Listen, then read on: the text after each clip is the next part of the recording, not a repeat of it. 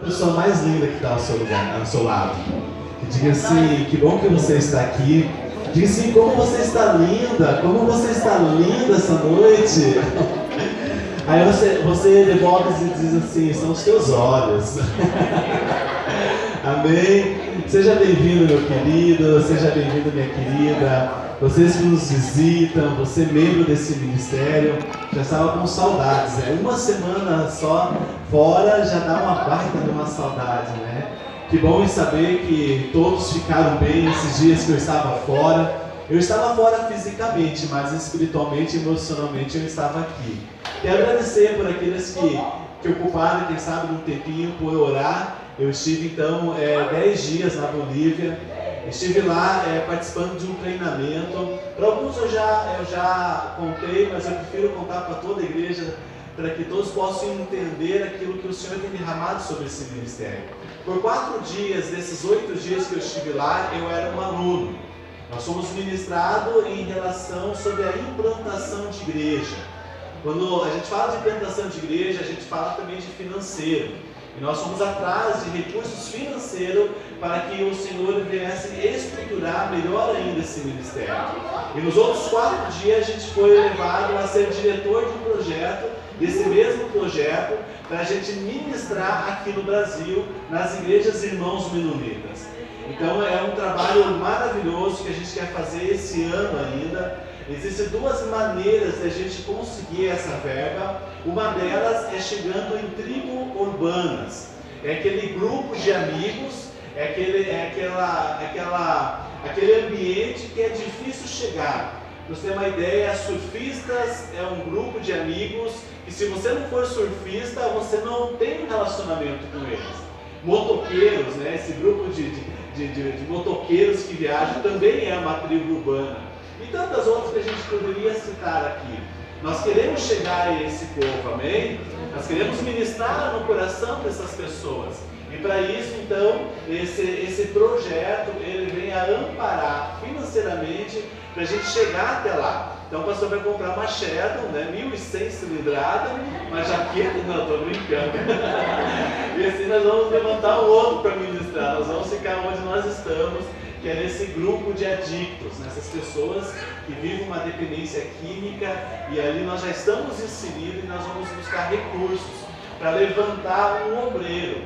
Eu estava falando para alguns aqui, e por que não sustentar um obreiro que saiu desse meio, que saiu dessa dependência. O Senhor Jesus restaurou a sua vida, e agora ele volta para esse vínculo de amigo, sendo sustentado pela igreja para lá ministrar no coração dessas pessoas. Olha só que maravilhoso, dá um nó na cabeça do capeta que você nem imagina, né? Um era dependente, agora ele é restaurado e ele vai lá e começa a trazer outros ainda. Então glória a Deus, porque esse projeto ele dá condições. Nós temos uma família em Cruz Machado, nós sonhamos em plantar uma igreja lá. Por que nós não vamos lá, pastor? Porque nós não temos condições financeiras de ir para lá.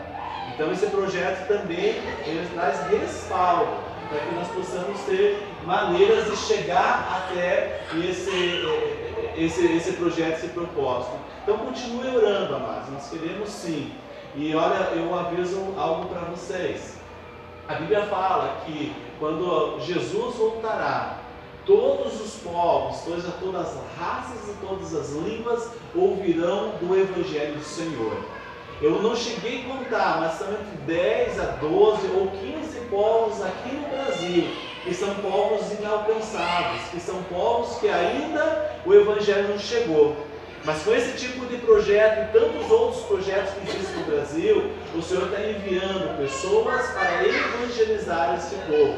Então, se você está numa contagem regressiva aí, cada povo alcançado é mais próximo à volta de Jesus. Cada motoqueiro que nós ganhamos para Jesus é mais próximo à volta do Senhor. Então, fale para quem está ao seu lado, diga, se prepare, Ele está voltando. O nosso nome está voltando. Se prepare, amém? Quando o João se fala de uma notícia maravilhosa, eu estou aqui com a documentação da nossa igreja. Amém? Até então nós somos uma implantação de igreja. Nós iniciamos esse projeto com uma família, 2 famílias, e você chegou aqui nesse ministério a convite de outras pessoas. E esse ministério não vai parar, porque agora nós oficialmente. Nós somos registrados como uma igreja evangélica chamada Irmãos Menonitas. Glória a Deus!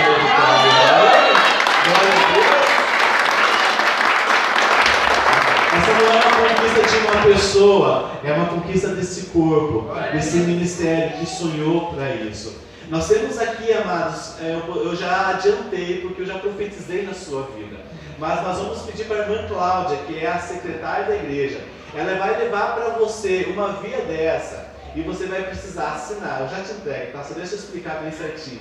Você vai precisar assinar em uma linha e fazer uma rúbrica na outra linha. Esse documento ele vai ser registrado, uma parte, são 3 vias, vai ser um pouquinho cansativo. Uma fica para nós, outra vai para o nosso contador e outra vai para o nosso escritório nacional, que é em Curitiba, na Cubinha. Pastor, quem pode assinar? É quem já é passado pelo propósito do batismo, o batismo das águas. Então, nós temos 2 maneiras de ser membros desse ministério. Um é sendo batizado nesse ministério, outra vez sendo batizado em outro ministério, mas que decidiu estar debaixo da cobertura espiritual.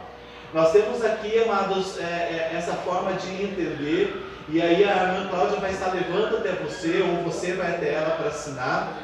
O que significa esse documento? Esse documento é um estatuto. O estatuto dos nossos direitos como membro desse ministério, mas também como os nossos deveres como membro desse ministério.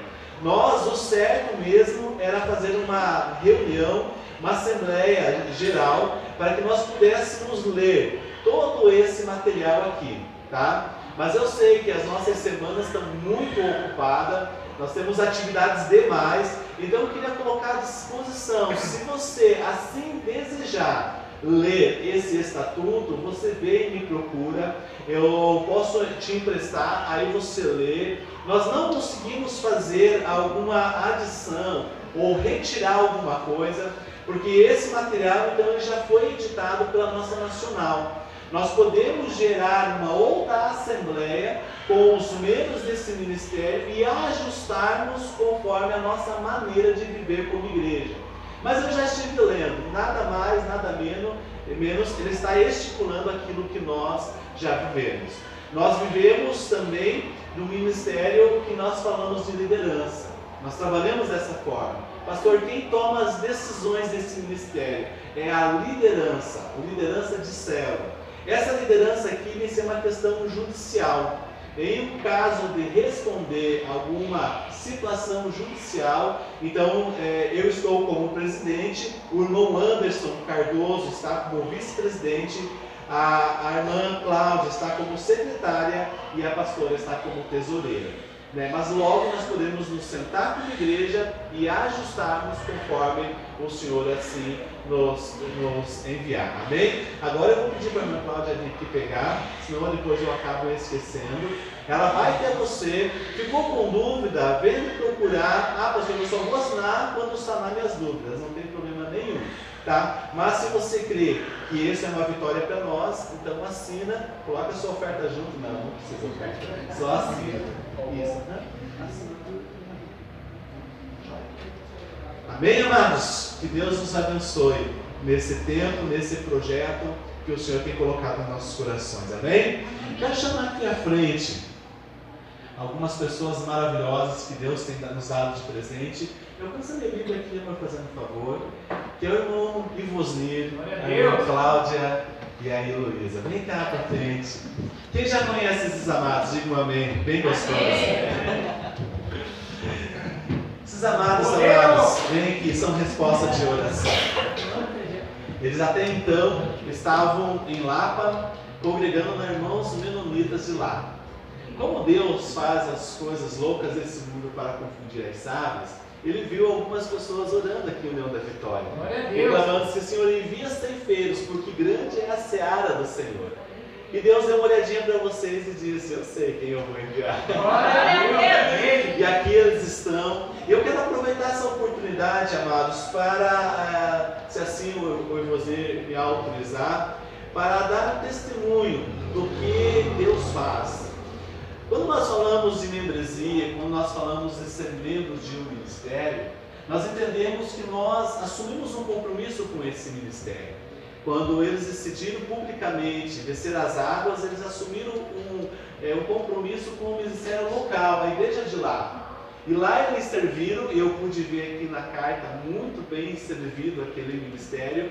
Mas eles entenderam que aquele tempo que eles estavam servindo, acabou. Não quero relatar aqui os motivos, porque foram vários, né?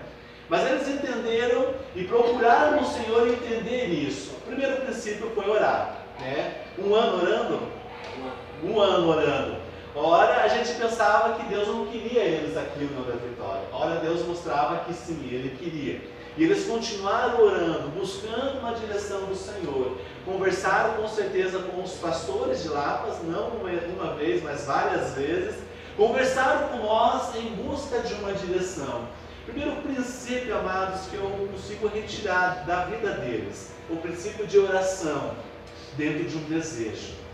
Nós somos carne, nós temos muitos desejos.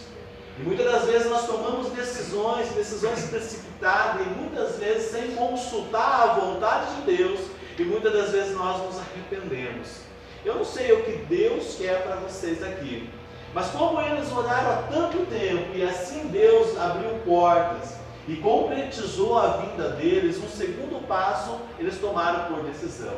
Eles chegaram para os pastores deles e falaram assim: pastores, nos abençoe. Princípio que eu entendo, amado, que quando nós estamos debaixo de uma cobertura do Senhor, numa situação dessa de mudança, numa situação dessa de mudar de outro ministério, eu preciso sair de um ministério debaixo de uma bênção, para entrar num outro ministério debaixo dessa bênção também. Todas as vezes que a gente quebra esse princípio, eu dou uma legalidade para o inimigo entrar na minha vida. É por isso que a gente muitas das vezes encontra pessoas cristãs que tiveram já experiências com o Senhor perambulando, não sabendo aonde congregar, ou sabendo até mesmo se vão congregar, porque eles não entenderam esse princípio. A carta de recomendação que o pastor Ronaldo da Silva envia é mais ou menos desse jeito. A Igreja Evangélica Irmãos Menonitas da Lapa, dentro de suas responsabilidades religiosas e sociais, tem uma imensa dívida de gratidão e amor com os nossos queridos irmãos, aqui o Ivoslir, a Cláudia e a Heloísa, que desempenharam papéis importantes de muitas responsabilidades em nosso meio ao longo desses últimos anos, dos quais líderes de ministérios, seja eles de homens, palhaços, grupos familiares, tesoureiros e outras funções administrativas, sem falar do seu compromisso e caráter dentro das atribuições a ela designada. Por isso, esta igreja recomenda essa família, membros ativos, batizados e atuantes, que por sua vez se desliga desta igreja por motivos de mudanças para outra cidade, como obreiros, para desempenhar funções administrativas e espirituais. Sem mais, a Igreja Evangélica Irmãos Menonitas de Lapa abençoa esses amados irmãos e recomenda a outros ministérios por critérios bíblicos, tendo como base o texto do apóstolo Paulo em 2 Timóteo 2,15, onde ele diz: procura apresentar-se a Deus aprovado, como obreiro que não tem do que se envergonhar e que maneja bem a palavra da verdade. Que Deus os abençoe. Lapa, 15 de abril de 2018, pastor Ronaldo da Silva. Você consegue entender, amados, o princípio de excelência, que nós não brincamos em um serviço simplesmente religioso, mas nós entendemos uma cobertura espiritual daquele que nos abençoa e nos envia para ser bênção. Eu queria ocupar essa atitude para que nós, como estamos nos tornando uma igreja, possamos entender o que é servir a Jesus Cristo, o que é estar debaixo da mão preciosa do Senhor. E para que você não canse muito, eu vou pedir para você se levantar mais uma vez, porque nós temos um poder de abençoar, e assim nós queremos abençoar a vida deles e ungir a vida deles para que eles possam continuar sendo bênção, assim como eles foram em Lapa, possam ser bênção em nossas Glória a vidas. Deus. Levanta as suas mãos e me ajude a orar nesse tempo em nome de Jesus. Oh meu Deus, queremos orar, Deus, por esses amados irmãos. Queremos declarar, Deus, sobre a vida deles, ó Deus, que eles possam ser mais ainda usados pelo Senhor. Nós ungimos a sua mente, o seu coração, as suas mãos, ó Pai, naquilo que for fazer, que as suas atitudes, ó Deus, sejam voltadas ao Senhor. Abençoa, Senhor Deus, poderosamente. E aquilo que o Senhor enviou a eles, Pai, que eles possam cumprir, que eles possam fazer de acordo com a sua vontade. E nós como igreja, Pai, nós abençoamos a vida deles e declaramos, ó Pai, que eles sejam bem-vindos ao nosso meio e que o Senhor possa desenvolver neles, ó Pai, dons espirituais e possa usar a vida deles, ó Deus, para cumprir a sua vontade, Pai, nesta casa, nesse ministério, nessa cidade. E assim nós declaramos, nós os recebemos em nome do Senhor Jesus Cristo. Amém? Vamos dizer junto, amada igreja, nós os recebemos em nome de Jesus Cristo. Amém? Sejam bem-vindos em nome de Jesus Cristo.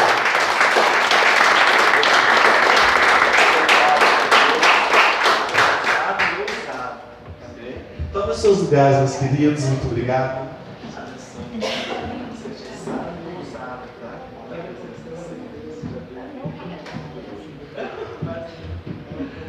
Aleluia, glória a Deus. Abra a tua Bíblia, amados, no livro de Lucas, Lucas capítulo 1.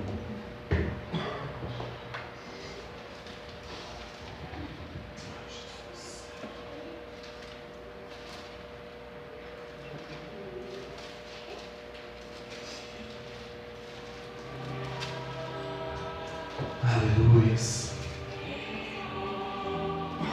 Lucas capítulo 1, Novo Testamento. De repente, antes da gente ler esse texto, eu convido a você a fechar os seus olhos. Coloca a sua mão em cima da tua Bíblia, seja ela eletrônica, ou seja ela impressa, ela tem o mesmo valor uma vez que a gente vive essa palavra. Começa a declarar, amados, que essa palavra vai fazer um divisor sobre o seu coração.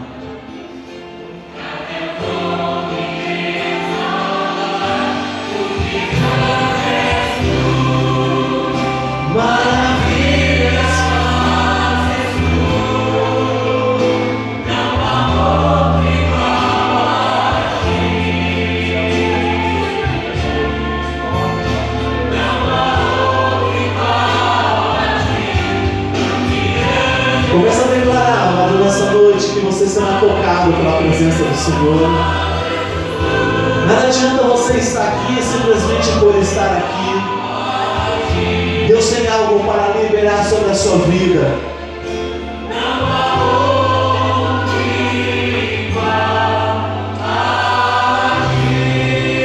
Não há outro igual a ti, ó Deus. Tu és digno de toda honra e de toda glória, Senhor.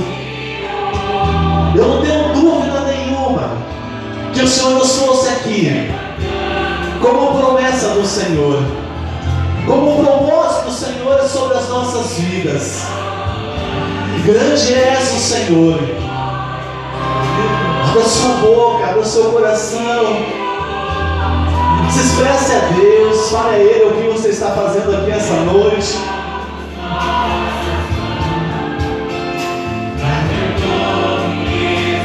Eu profetizo, Pai, a tua restauração. Eu profetizo a tua cura nessa noite, meu Deus. Nós queremos abrir o nosso coração e o nosso entendimento, Pai.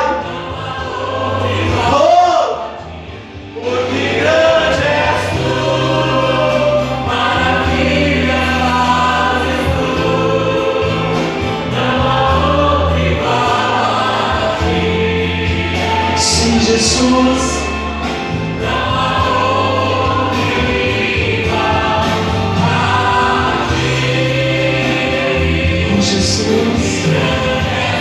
Só existe um ambiente, amado, Somente existe um lugar que nós podemos estar. Às vezes nós estamos desesperados atrás de algo. Ei, deixa eu te falar alguma coisa. Não é algo que preenche o seu coração, mas é alguém que preenche a sua vida. E se você não encontrar esse alguém, o único caminho, a verdade e a vida, você vai estar simplesmente em estar aqui. Você consegue entender isso? Você consegue entender isso? Abra os seus olhos. Quando nós não entendemos isso, amados, nós não conseguimos desfrutar. Nós só desfrutamos daquilo que nós entendemos.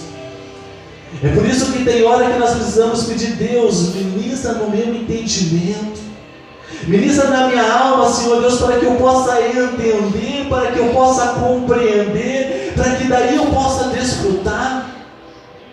É interessante, amados, como é importunante nós nos mantermos na presença do Senhor. Como dá sede, não dá sede? Como dá sede, e eu preciso sair do meu lugar para tomar água, e eu passo o dia inteiro sem tomar um copo de água, mas na presença do Senhor eu sou tão incomodado a tomar água, que eu não consigo ficar no meu lugar. Eu não consigo fechar os meus olhos, e eu consigo ficar 12 horas dormindo, apagado, no mundo de preguiça e indisposição, mas eu não consigo fechar os meus olhos e me voltar totalmente ao Senhor. Eu sou incomodado com tudo, com as crianças que correm, com aquele que toca, com aquele que canta. Você está entendendo? Quando nós somos levados a Efésios 6, a batalha que é para nós não chegarmos, mas para nós estarmos totalmente conectados com aquele que nos chamou a esse lugar. Você consegue entender a opressão que é? Eu não sei se você saiu desse lugar mentalmente. É claro que sim. Pensamos em nossa semana, pensamos em nossa família, pensamos nas nossas necessidades. E como eu citei, nós estamos desesperados atrás de algo. E parece que quando eu encontro algo, eu acho que isso vai satisfazer. E é uma coisa ilusória. Porque esse algo, ele satisfaz apenas a minha sede agora, momentânea. Mas daqui uns minutinhos eu vou ter sede de novo. E quando eu corro atrás de algo, eu corro atrás de igreja, em culto e culto. E eu não consigo encontrar, porque a verdade, a vida, ele não está em algo, ele está em alguém. É por isso, amados, que o que vai valer nesses próximos dias não é o meu tempo de igreja, não é se eu estou na igreja, se eu estou na cela, se eu estou no culto, mas aquilo que eu estou entendendo, que eu estou compreendendo, para daí eu poder viver. Nós falamos outro dia sobre frutos, gerar frutos, mas eu só vou conseguir gerar frutos depois que eu entender o que eu preciso fazer para gerar frutos. Somente depois disso, quando eu entender, quando eu compreender, aí sim eu serei levado a tudo aquilo que eu fazer será próspero. Aquilo que é onde os meus pés tocarem será terra abençoada. Mas se eu não entender, amados, eu vou ficar nesse deserto da vida, procurando, desesperado. Eu quero contar a passagem do nascimento de João Batista. Antes de João Batista nascer, amados, Deus fala para o seu pai, Zacarias.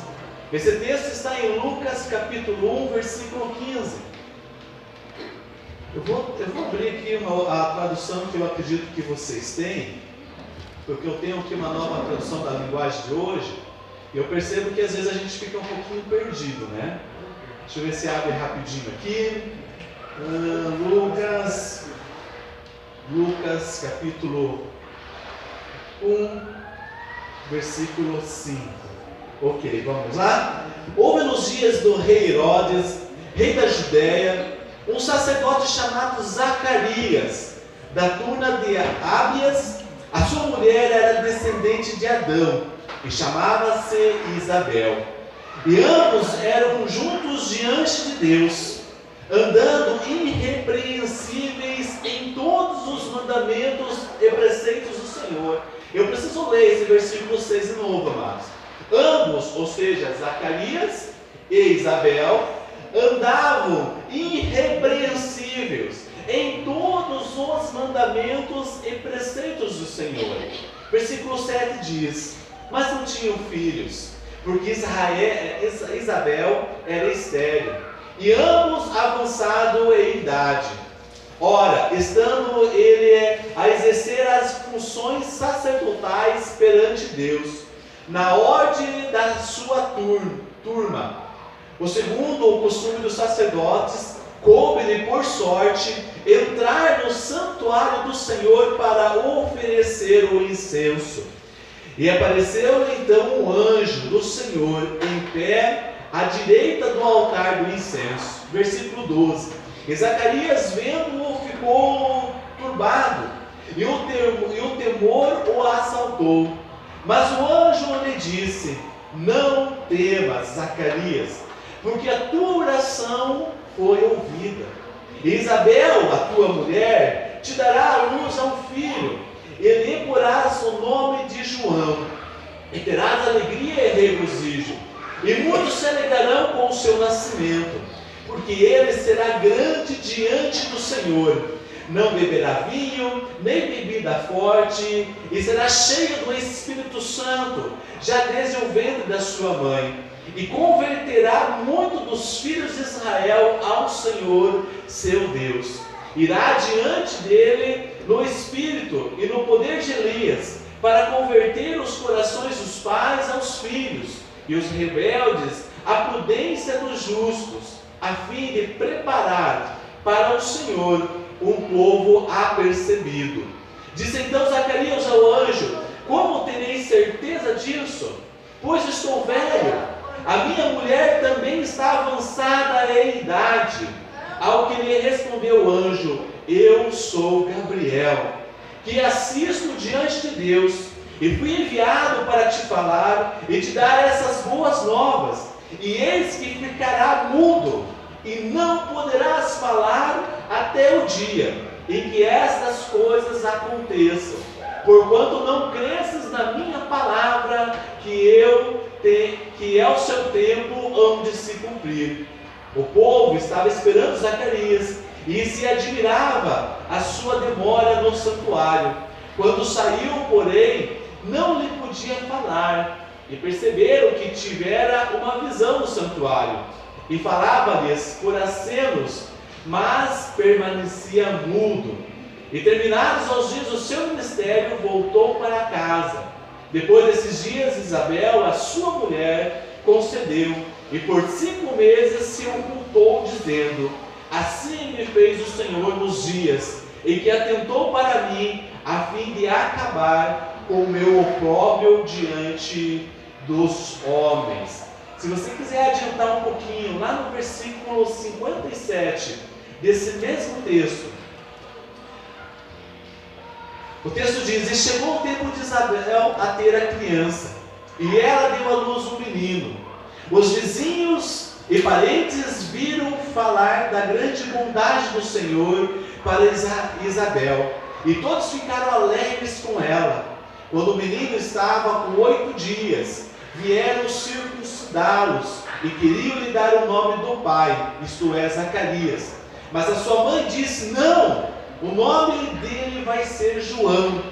Então disseram: mas você não tem nenhum parente com esse nome. Versículo 62. Aí fizeram sinais ao pai, perguntando que nome ele queria pôr o menino. Versículo 63 diz: Zacarias pediu uma tabuinha de escrever e escreveu, o nome dele é João. E todos ficaram muito admirados. Nesse momento, Zacarias pôde falar novamente e começou a louvar a Deus. Amém? somente até aí, amados. Quero falar, amados, daquilo que é tão necessário para nós, filhos do Senhor. A necessidade de nós ouvirmos a voz do Senhor. A questão é, amados, não é a questão se Deus não está falando, ou se é impossível Deus falar com essa nação ou com essa geração. Eu vou para o entendimento que o difícil é nós ouvirmos a voz do Senhor. E não somente ouvirmos a voz do Senhor, mas ser obediente à voz do Senhor. Eu não sei quanto tempo você tem andado com Cristo. Eu não sei quanto tempo você já tem se voltado à presença do Senhor, para que através da sua mão Ele te guie, Ele te oriente, Ele te abençoe. Mas o importante, amados, a questão é não somente ouvir, mas obedecer aquilo que o Senhor está dizendo ao seu coração. Eu ocupo, por exemplo, situações como Zacarias.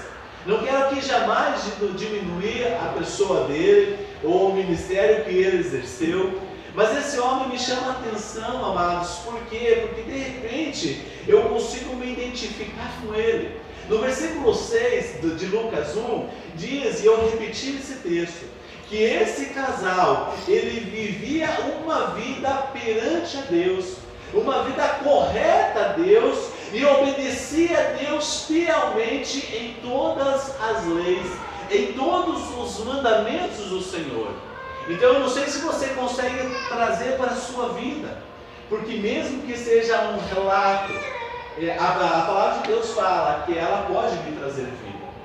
Eu me colocando nessa situação, buscando ao Senhor para ser temente, para ter uma vida correta diante do Senhor, mas mesmo assim, muitas das vezes, não será necessário o suficiente para que eu possa obedecer à voz do Senhor. O que aconteceu com esse homem? A gente leu esse texto. Ele foi queimar incenso, assim ele era chamado para isso, escalado para isso. E naquele momento o que aconteceu? Deus falou com Zacarias. Deus falou com Zacarias o quê? Que ele seria pai. A razão, a lógica do ser humano é procurar uma justificativa para o poder de Deus. Eu não duvido do poder de Deus, mas nós somos muito rápidos para diminuir a existência e o poder de Deus, colocando as nossas razões. Como Zacarias colocou, como ela pode então engravidar, sendo ela uma mulher de idade e sendo ela uma mulher estéril? Como pode Deus realizar tal desejo no meu coração, tal milagre no meu coração, sendo que muitas das vezes eu tenho tantos argumentos negativos para que essa obra do Senhor aconteça na minha vida? Eu tenho buscado no Senhor nesses últimos dias, assim como o salmista falou em Salmo 62:11, quando ele diz assim: Deus falou uma vez e duas vezes eu vi o Senhor. Sabe o que eu tenho procurado nesses últimos dias? Que Deus fale somente uma vez, mas que eu possa não ouvir somente uma vez, mas duas vezes, 3 vezes, 4 vezes. E se Deus não falar, pastor, então eu quero olhar as circunstâncias da minha vida e entender que isso é a voz do Senhor falando em meu coração. O que eu tenho procurado nesses dias, amados, é ouvir a voz do Senhor, porque eu entendo, depois que eu ouvir a voz do Senhor, vai começar uma luta muito grande no meu coração para agora o quê? Para agora obedecer. E eu vou além disso, porque eu creio que tudo aquilo que Deus quer não é somente falar, mas Ele espera que nós possamos obedecer. Lá no livro de Gênesis, capítulo 1, você já leu esse texto com certeza. Quando Deus fala, e que haja separação dos céus da terra. E o que Ele fez? Ele falou, amém ou não amém? Amém? E o que aconteceu com os céus da terra? Houve separações. E quando Ele falou assim, agora haja separações da terra e as águas e os mares, Deus falou, amém ou não amém? Amém? Aconteceu ou não aconteceu? Aconteceu. E quando falou assim, agora que o sol seja um luminar para o dia e a lua seja um luminar para a noite, para governar a noite. Deus falou isso ou não falou? Aconteceu ou não aconteceu? E quando Deus fala em nosso coração? Glória a Deus. Amém? Deus fala ou não fala? Amém? Nós obedecemos ou não obedecemos? Aí a gente é um pouco, descrente, diz, Deus, fala novamente. Fala de novo. Deus, tá, o Senhor falou 2 vezes, tá, agora Senhor, eu preciso que o Senhor testifique isso. Através da vida de uma mula. E a mula vem e a mula fala. A mula fala, diz, não vai por aqui. O Senhor falou, a mula falou, mas eu preciso de mais um sinal. Mais um. Como é difícil, amados, no nosso entendimento natural, não ouvir a voz do Senhor, porque eu creio que o Senhor tem falado nessa geração, mesmo ainda pecaminosa, mesmo ainda muitas vezes nós distantes do Senhor, mas o Senhor tem liberado palavras, e palavras extraordinárias. Aleluia! A questão é, quando essa palavra chega no meu coração, nesse recipiente aqui, muitas vezes tão duro, tão teimoso e cheio de ideologias de vidas e cheio de filosofias de vida, e aí eu venho com o meu argumento. Será que isso é a vontade de Deus ou não é a vontade de Deus? No versículo 20, se você quiser voltar ali, ele diz assim, você não está acreditando no que eu disse, mas isso acontecerá no tempo certo. E porque você não acreditou, você ficará mudo e não poderá falar até o dia em que o seu filho nascer. Agora eu me coloco numa situação de Deus falar no meu coração, Lude, ô cabeção, eu estou falando para ti. E eu começo a duvidar no meu coração. E quem sabe domingo à noite eu tenho que pedir para alguém ministrar a palavra. Por quê? Porque o pastor ficou mudo. Ficou mudo. E aí eu não consigo explicar o que aconteceu, qual foi a visão, qual foi a palavra que Deus colocou no meu coração, porque eu não consigo mais falar.